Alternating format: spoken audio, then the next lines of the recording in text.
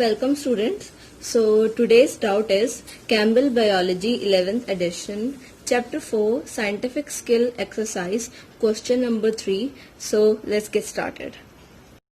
So students, so इसका part A है. So part A में दिया गया है कि 1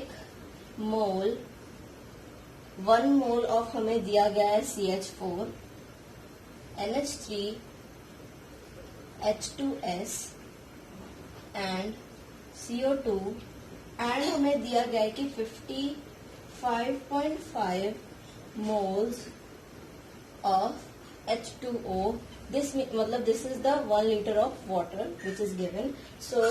तो हमें फर्स्ट पार्ट में ये बताना है कि carbon, hydrogen, nitrogen, sulphur and oxygen के कितने मोल्स प्रेजेंट होंगे.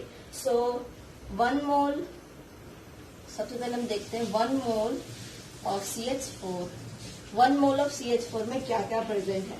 सो 1 मोल ऑफ CH4 में प्रेजेंट है 1 mole of carbon, 1 mole of carbon and 4 moles of hydrogen, 4 moles hydrogen and 1 mole ammonia में हमारे पास क्या प्रेजेंट है 1 mole of nitrogen, 1 mole nitrogen and 3 moles hydrogen. उसके बाद 1 मोल ऑफ H2S में हमारे पास क्या प्रेजेंट है 2 मोल्स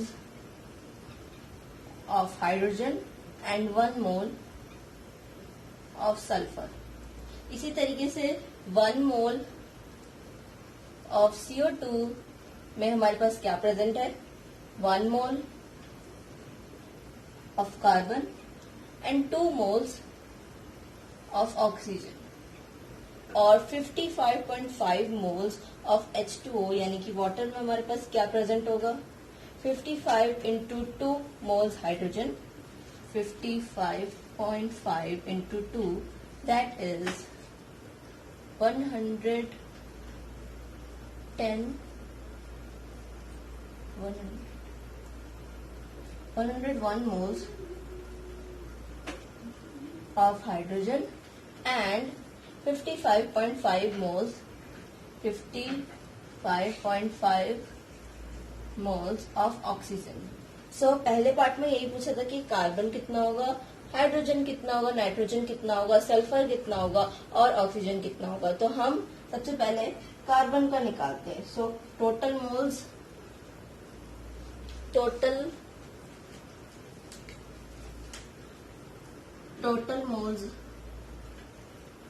ऑफ कार्बन कितने होंगे. सबसे पहले कार्बन के कितने होंगे. सो 1 एंड 2, सो 2 मोल्स. इसके बाद hydrogen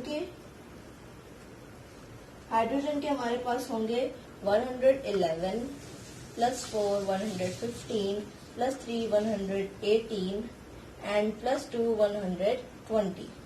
So 120 moles. And nitrogen के हमारे पास 1 मोल होगा. एंड ऑक्सीजन के हैं 55.5 plus 2 57.5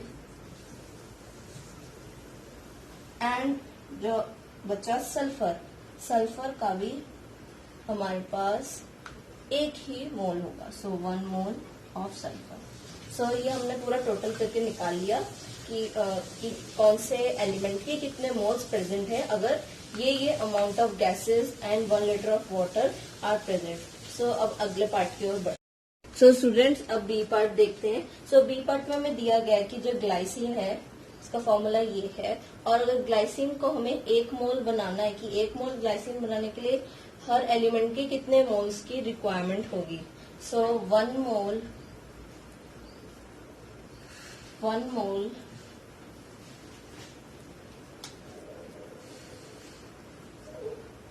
mole of glycine that is C2H5NO2 के लिए हमें 2 moles of carbon, 5 moles of hydrogen, 1 mole of nitrogen and 2 moles of oxygen की जरूरत पड़ेगी। तो ये था बी पार्ट। अगले पार्ट की ओर बढ़ते हैं।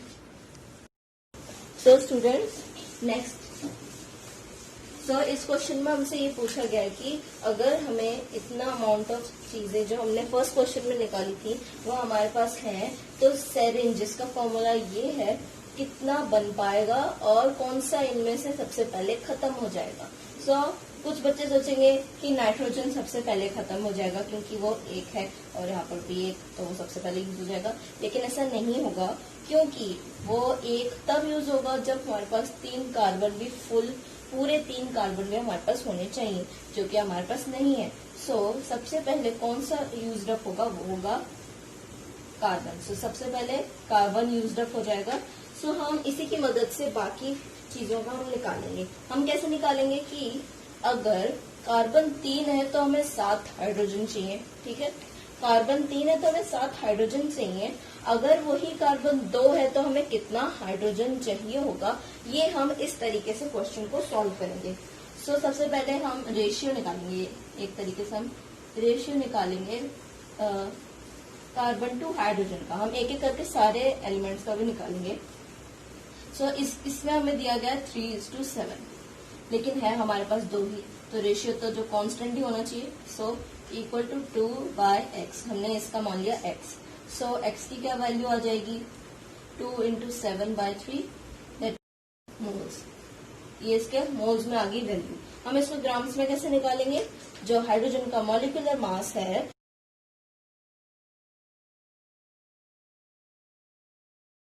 मल्टीप्लाई कर देंगे। सो हमारे पास आ जाएगा 1 ग्राम। सो 1 ग्राम 14/3 × 1 दैट इज 14/3 ग्राम्स। सो हम यहाँ पे एक साइड इसको सब चीजों को लिखते जाते हैं। सो हमारे पास कार्बन का भी होगा 24 ग्राम्स। क्यों होगा, 2 मोल्स है, 2 मोल्स में कितने ग्राम आ जाएंगे, एक मोल में 12 ग्राम होते हैं। सो 2 मोल्स में 24 ग्राम। हमने हाइड्रोजन का निकाला है जो कि 14/3 ग्राम्स। अब हम अगले का भी निकालते हैं। सो अगला है हमारे पास nitrogen. So carbon to nitrogen का रेशियो है 3:1। So 3/1 equal to 2/x। So x will be 2/3 और नाइट्रोजन का मॉलिक्यूलर मास होता है 14। So 2/3 × 14 will be 28/3 grams. So हमने नाइट्रोजन का भी निकाल लिया 28/3 ग्राम्स। सो अब हम ऑक्सीजन का निकालेंगे। ऑक्सीजन का होगा carbon to oxygen is 3:3 that is 1:1। So अगर 2 मोल्स ऑफ कार्बन होंगे तो 2 मोल्स ऑफ हाइड्रोजन होंगे, ऑक्सीजन 2 मोल्स ऑफ ऑक्सीजन होंगे। सो हम सिंपली इसको जल्दी से मल्टीप्लाई कर देते हैं उसके मॉलिक्यूलर मास से, तो हो जाएगा 32 ग्राम्स। सो ऑक्सीजन का हमारे पास आ गया 32 ग्राम्स। सो हमने सबके ग्राम्स में अमाउंट निकाल लिए हैं। अब हम कितने मोल्स पूरे के पूरे चीज का कितना मोल बनेगा वो हमें निकालना है। सो हम क्या करेंगे, इन सारी चीजों को ऐड करके गिवन मास निकालेंगे, इसका पूरा निकालेंगे मॉलिक्यूलर मास, और number of mole equal to given mass upon molecular mass. So उससे हम आराम से निकाल पाएंगे। सो हम इसको ऐड कर लेते हैं। 24 plus 14/3 plus 28/3 plus 32। सो एलसीएम 3। सो इसको हम मल्टीप्लाई करेंगे तो हमारे पास आएगा 72 plus 14 plus 28 plus 96। सो इसको हम पूरे को ऐड करेंगे, सो हमारे पास आएगा 210/3। So this is 70 grams. So हमारे पास गिवन मास क्या आया, गिवन मास इज 70 ग्राम्स। और अब हम इसका मॉलिक्यूलर मास भी निकाल लेते हैं। सो इसका मॉलिक्यूलर मास कितना होगा, 3 कार्बन है। सो 3 × 12 दैट इज 36 ग्राम। इसका निकालेंगे, ग्राम नहीं 36 इसका निकालेंगे 7, 1 × 7, 7 × 7u and 1 × 14, 14u and 3 × 16, that is 48। सो ये टोटल हम पूरा प्लस करेंगे तो हमारे पास होगा ये हमारे पास आएगा पूरा 36 plus 7 plus 14 plus 48 that is 105 U। So अब हम नंबर ऑफ मोल्स का फॉर्मूला आपको अपनी पिछली क्लासेस में आपने पढ़ा ही होगा। Number of moles equal to given mass upon molecular mass, molar mass, sorry molar mass, it's molar mass. So given mass हमारे पास 70, मॉलिक्यूलर मास 105। सो हम इसको 7 से डिवाइड करेंगे तो 10 और इसको 7 से डिवाइड करेंगे तो 15। सो this is 2, this is 3। So it will be 0.666, मतलब इसको 66 ही मानते हैं मोल्स। तो हम इसको साइंटिफिक नोटेशन में कैसे लिखेंगे? This will be 6.6 into 10 to the power -1 moles. हमने निकाल लिया कि सेरिन कितना बनेगा। सो इसी तरीके से आप मिथुनिन का भी निकालेंगे और जो भी ये वीडियो देख रहा है वो उसको सॉल्व करके कमेंट सेक्शन में आप मुझे आंसर देना, फिर मैं आप सबको बताऊंगी कि सही आंसर क्या है। सो इस तरीके से हमने क्वेश्चन किया है। So thank you students for watching this video. I hope this video helps you. So if you have any doubt you can ask in comment section. Thank you.